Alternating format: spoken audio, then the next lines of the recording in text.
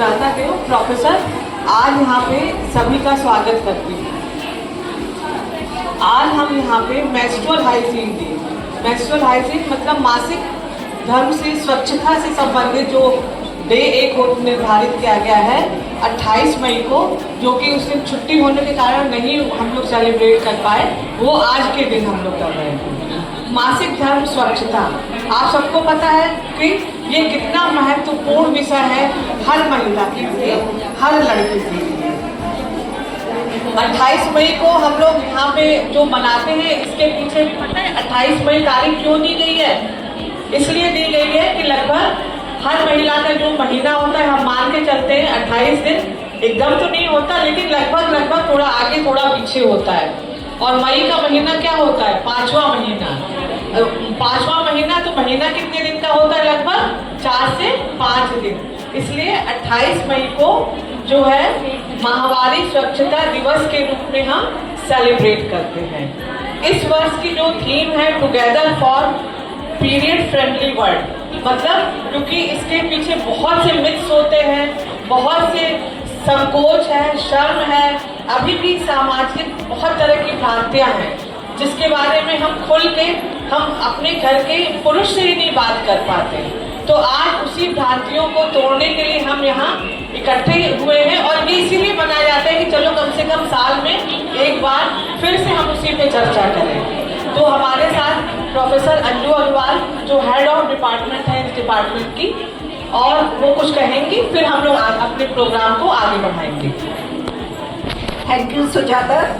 और जैसा डॉक्टर सुजाता ने अभी आपको बताया, 28 मई को मासिक स्वच्छता दिवस मनाया जाता है और ये केवल हमारे भारत में नहीं पूरे विश्व में मनाया जाता है। और इसका उद्देश्य केवल यही है कि सब में जागरूकता पैदा करें। तो ऐसा नहीं है केवल इस दिन हमें जागरूकता पैदा करनी है, हमें पूरे साल इसके विषय में बात करनी है, सबको जागरूक होना है।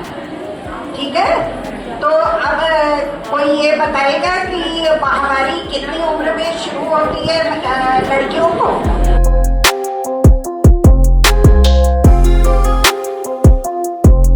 नमस्कार, आज हम सेंट मेरीज के छात्रा आपको इस नुक्कड़ नाटक के माध्यम से मासिक धर्म की स्वच्छता की जानकारी देने आए हैं। इस नुक्कड़ नाटक के पात्र हैं मधु, जिसे महीना आता है, मधु की माँ, मधु के पिता, मधु की दादी, डॉक्टर और मधु के दोस्त। आज भी घरों और कॉलेजों में कहा जाता है कि पीरियड्स एक प्रॉब्लम है। अगर लड़की पेन में है तो उसे कहा जाता है ड्रामा कर रही है, बहाने बना रही है, पीरियड्स ही तो है। मुझे पीरियड्स आए हैं, बहुत दर्द हो रहा है, कोई मजाक नहीं है ये। इतने में क्या होता है? कल हम लोग पूरे दिन सिद्धार्थ में क्रिकेट खेल रहे थे। रोहित के बच्चे, तुम्हें क्या पता पीरियड्स टाइम क्या होता है? जब तुम्हें दर्द होगा ना तब पता चलेगा। सीरियसली पीरियड्स कोई मजाक नहीं होता। इस तरीके से चिड़चिड़ापन, पेट का दर्द, ये सब रियल होता है।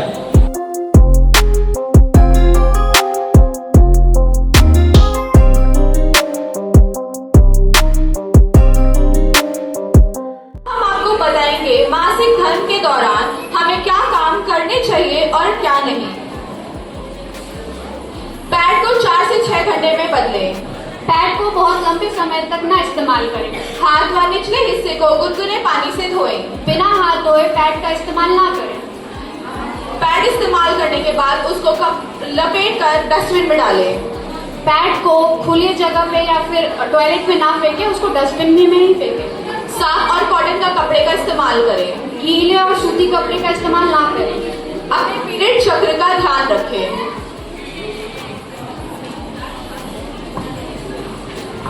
साथ ही साथ संक्रमण और बीमारियों की रोकथाम करनी चाहिए और अपनी जीवन शैली में सुधार लानी चाहिए। आइए जानते हैं कैसे।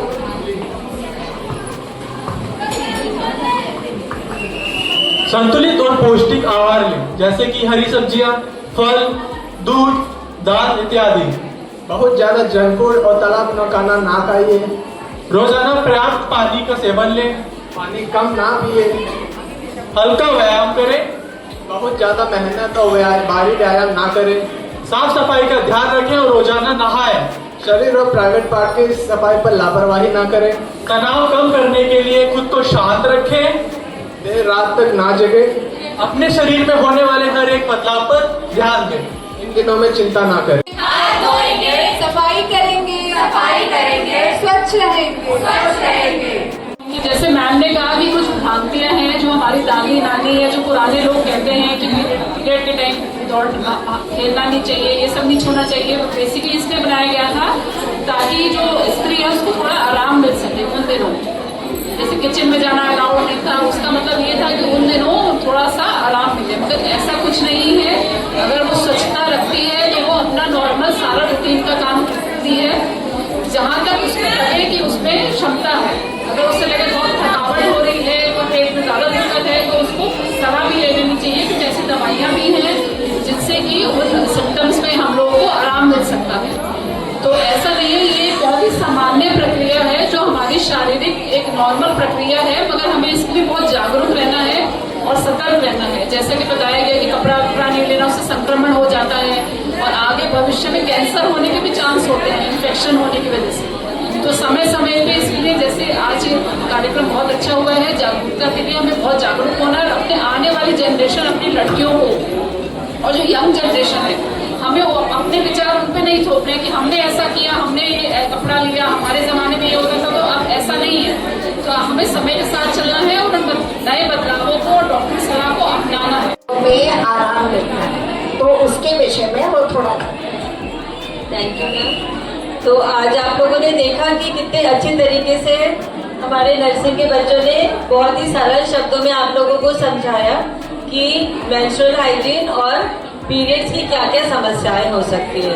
तो हम लोगों के पास कई बार ओपीडी में पेशेंट्स आती है, बच्चे आते हैं जिनको नया नया पीरियड शुरू होता है या कुछ समस्या होती है, जैसे कि वो कहते हैं बहुत ज्यादा महामारी आ रही है। ठीक है, तो महामारी ज्यादा आने की क्या कारण हो सकते हैं? कुछ किसी में इन्फेक्शन हो सकता है, किसी में कई बार हम लोग देखते हैं हार्मोन्स की प्रॉब्लम होती है, तो उनको हम लोग वो गर्भ निरोधक गोलियां जो 21 दिन वाली मालाएं आती है वो दे देते हैं। तो फिर वो बच्चे परेशान होते हैं कि भाई अभी तो हमारी शादी में भी हमें गर्भ निरोधक क्यों दे दिया, है ना। तो फिर उन्हें ये समझना चाहिए कि ये गर्भ निरोधक गोलियां सिर्फ गर्भ निरोधक का काम नहीं करती, इनमें हार्मोन्स होती हैं और ये हार्मोन्स उनके पीरियड को संतुलित करने में मदद करती है। कई बार कुछ हार्मोन्स की कमी होती है, कुछ हार्मोन्स ज्यादा होते हैं। इसी तरीके से कई बार महीने की दिक्कत होती है, जल्दी जल्दी महीना आना, तो जब हम लोग उनको इन्वेस्टिगेट करते हैं, चेकअप करते हैं, तो उनमें किसी को गांठ की बीमारी निकल आती है या कई बार यूट्रस में फाइब्रॉइड जिसको कहते हैं वो हो जाती है। तो उन सब के लिए भी ये गोलियां मददगार होती है। किसी किसी को महीने में बहुत दर्द होता है, तो एक बीमारी होती है एंडोमेट्रियोसिस, है ना, तो उसमें भी गर्भ निरोधक गोलियां बहुत मददगार होती है। और एक जो होती है जो बिना हार्मोन वाली छाया की गोली, ये भी महीने को कंट्रोल करने में बहुत मदद करती है। डेफिनेटली हमारे सेंट मैरीज के सभी ट्यूटर्स और छात्रों का बहुत बहुत धन्यवाद कि उन्होंने इतना अच्छा नुक्कड़ नाटक आपके समक्ष प्रस्तुत किया। हमारे यहाँ पे एक सेल्फी पॉइंट, आजकल तो कोई भी प्रोग्राम होता है, शादी ब्याह कुछ मेहंदी, है ना, सब जगह सेल्फी पॉइंट बनते हैं। इसी तरह आज हम लोग इन्हीं बच्चों ने ये सेल्फी पॉइंट बनाया है। सब लोग आज अपनी एक फोटो यहाँ से जरूर लेके जाएं।